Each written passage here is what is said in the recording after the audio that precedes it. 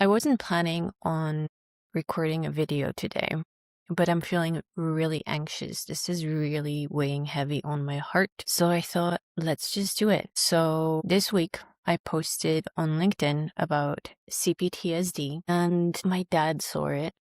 He forwarded me my own message or my own post, and he pulled some quotes from it. And let's just say he was not happy about it. Now, for a little context, my name is Natalie. I worked as a copywriter and a ghostwriter for the past 4 years. And I was posting on LinkedIn, I'd say pretty regularly, but it was mainly writing and branding and sales related. And the past few months, I have been slowly shifting it to more inner work. And I knew that this day was gonna come someday sooner or later. And I made the decision to finally block my parents. And that's what I wanted to talk about today, because there's so many layers to this. I didn't prepare this at all. So this is just stream of consciousness, whatever's coming through. But for the past 4 years, I've always known that I wasn't going to be a copywriter for my entire career. All I knew was that traditional employment was not for me. My first job out of college was a storyteller, social storyteller at a marketing agency. But I burned out after 6 months, and then I worked in retail selling glasses for 3 years. I was only going to do that for about a couple of months, really. But then I ended up staying for a lot longer, and I burned out again. And this has been a pattern for me for a long time, all my life, really. I'd say I have a lot of stamina and willpower to power through things that don't even really feel aligned. But eventually it would always end up in burnout. And so I knew that copywriting was not something I was going to do for the rest of my life. I knew it was going to be temporary while I explore myself more, get to know myself more, and then really step into what I feel is my purpose, my mission. And I've known since I was a teenager, really, that I wanted to help people, because I've struggled with depression, suicidal thoughts, extreme social anxiety since I was a teenager. Since I was like around 14, it started getting really, really, really bad. When I was 14, I had my first full-on meltdown that I can remember. I was so overstimulated. It was an evening at home, and I'm still highly sensitive. I have the terms and the knowledge and understanding of it now, but at the time I didn't. And neither did my parents. And that's not their fault. That's just the way Western society is, right? But I remember that evening specifically. My mom was cooking in the kitchen. My dad was printing things, the television was on, our dog was walking around, my sister was running around, and I was so overstimulated. I could hear the electricity in the wall. I literally felt like my head was about to explode, and I had a full-on meltdown. I started crying, and I said, everything is just so loud. And my parents just said, well, you're gonna have to get used to it. You're just going to have to deal with it. And that was a pattern for all my life, really. The feelings and emotions are just being dismissed, and in other cases, being invalidated, being gaslit, to the point where I really didn't trust myself. I didn't have a sense of self, really. I was really codependent and always looked to my parents, but specifically my mom. As long as she was in a good mood, I was safe. I felt relief. The rest of the time, I spent scanning the entire environment for any potential threats. I could tell by the volume of her footsteps what mood she was in. And if she was not in an okay mood, that meant I needed to do everything I could to please her. And that pattern, again, has followed me way into my adult life. It's made me really scared to use my voice because I didn't trust myself. Well, I didn't know myself. I spent the past 4 or 5 years since I started my business really getting to know myself and learning to use my voice. And now taking the initiative to start this video is, I'd say, a step forward in the healing journey for me, because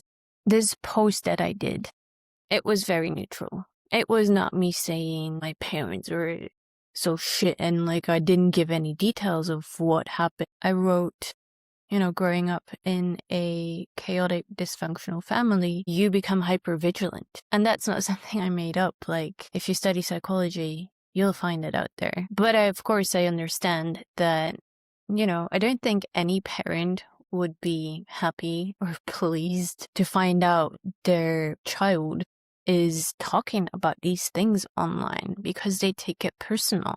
Even though I wasn't personally attacking them, it was meant to be an educational post, an informative post for other people that might be feeling all these things and need some guidance. That's my intention, because I spent over a decade in talk therapy, and then through my work, because the first couple of years that I was in copywriting, I was only working with spiritual and healing people. I was very fortunate to be able to try out a lot of healing modalities. And, out of my own curiosity, I studied a lot of these things. And I know, and this is, I guess, we're coming to like a solid point in this video now. When you know yourself and you learn to trust yourself, you're doing this to be of service to other people. You're doing this with the right intentions. I am not doing this line of work just to prove that my parents were not good to me. Because they were. It's not that it was all bad. But at the same time, I also need to recognize that I was hurt, that it did affect me and that it did impact me and that I'm still dealing with the consequences of that. And I'm taking responsibility now. And one of the ways that is helping me heal is sharing about these things and opening conversation for other people, because it is not easy to talk about these things. There is so much shame, right? Like, I'm dealing with CPTSD. I've come a long way. I remember a year ago when I recorded my first video, I was literally trembling. I was stuttering. I had to re-record it so many times. I had to cut out so many blanks and stutters. And so the fact that I can now talk about it and make myself feel regulated and calm, like I feel so much calmer now just talking about this. And I'd say it's a great exercise to literally just talk about it from your own perspective. Because the thing is, with CPTSD, there is so much shame. There's so much shame. You feel so isolated. And by opening the conversation, by being the one who takes the step to talk about this, you get the opportunity, or you open yourself up to the opportunity to connect with other people who are going through the same thing. And having conversation with those people can be so healing, because it's a way of providing new proof to your subconscious mind and to your nervous system, right? Because when you grow up in an environment like that, there's so many limiting beliefs. There's so many limiting beliefs, and there's so many layers to this. And when you listen to those thoughts, it's so easy to just isolate and not talk about it, because you're scared that you're gonna upset certain people, maybe even your parents. And the thing is, though, that is not an option. I mean, it is an option, but you're not gonna feel good. It's not gonna help you, because you're staying silent to people please. But really, you're not pleasing anyone. You're not pleasing yourself. You're not pleasing your parents. And by speaking up and using your voice, even if they don't agree with you, even if they don't like what you have to say, you're moving on with your life, and you're building a life for yourself, and you're opening yourself up to life. In those moments where you feel all that fear, like I felt so much fear and shame and guilt this week. But I've also been having a lot of conversations with people over the past years, and it's slowly but surely installing this new belief of, no, you know what? I don't need their approval. I don't need anyone's approval. All I need to do is I need to speak what's on my heart. Because even before, right, I knew that my parents were watching me on social media, And in a way, I was letting it hold me back from posting as much as I would like to. And if I was posting, or when I was posting, I was watering down my message because I was like, well, I don't want to hurt their feelings. But the thing is, when you're watering down your message, you're not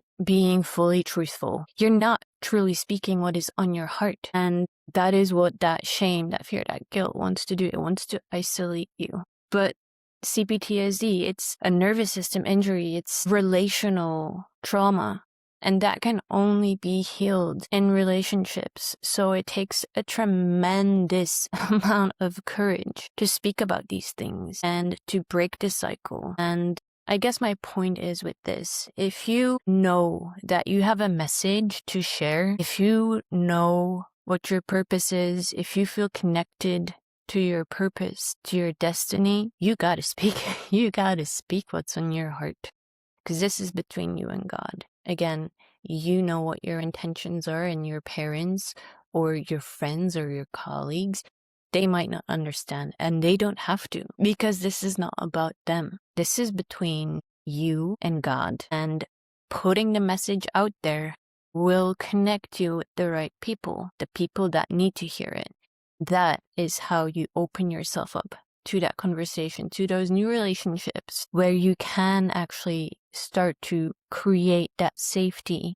But it starts with creating that safety within yourself and sitting down, even if it's in a journal, writing down your point of view, your perspective, your side of the story, because your side of the story is just as valid. And quite frankly, I'm not saying like, become a self-centered, arrogant piece of shit that doesn't care about what anyone else has to say. No, take those things into consideration, but don't let them control your life. Because if you're going to go through life knowing what you want to share, but not sharing it out of fear, what do you think you're going to look back on at the end of your life? You're going to have so much regret. And if you feel connected to your higher power, to your mission, to your purpose, and you let fear hold you back, that's going to cost you. That's going to cost you, not anyone else, because everyone's just in their own head, mainly thinking about themselves. If you have a message you want to share with the world, if you carry something that you know you need to put out there, but you're scared because of what some people might say, let this be your permission slip from me to you to just block those people. It's social media. It's not that deep, especially when you're recovering.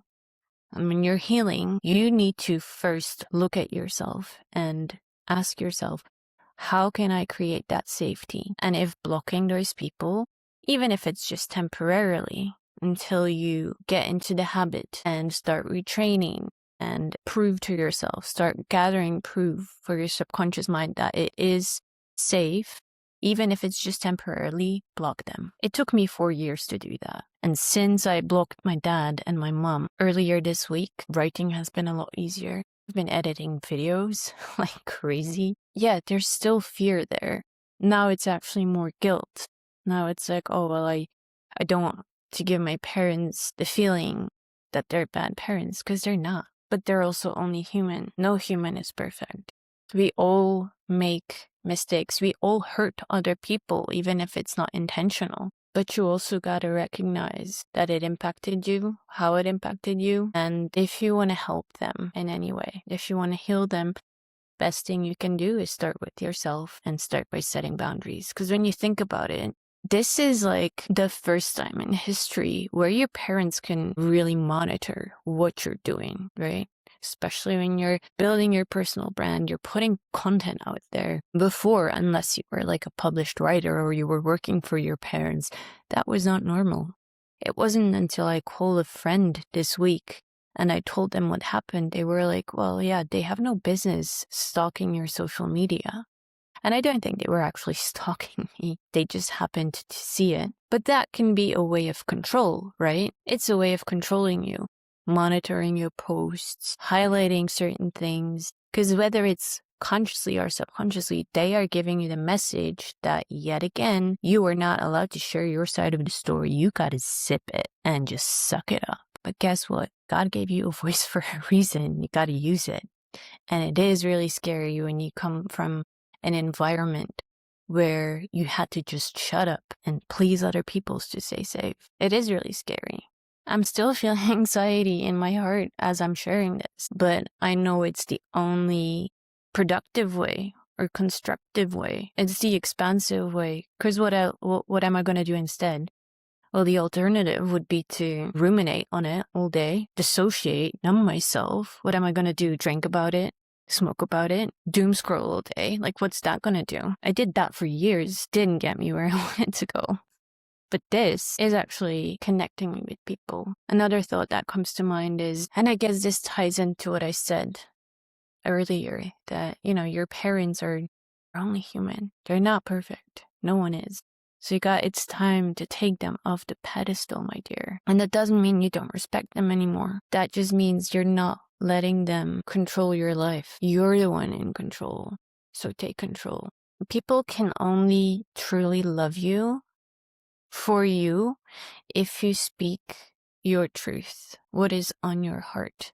Watering down a message to try and please everyone it's not going to bring you the connections that you want, because it's not 100% truthful. It's so scary. Even after all these years in recovery, I still feel a lot of fear, but at the same time, I know that by speaking my truth is bringing me closer to my people. People cannot love you if they don't truly know you, and people can only truly know you if you speak what's truly on your heart. Don't water down a message. No more. No more. If you're seeing this video and if this message resonated with you, please take this as your permission slip to block your parents and whoever you need to block in order to speak freely.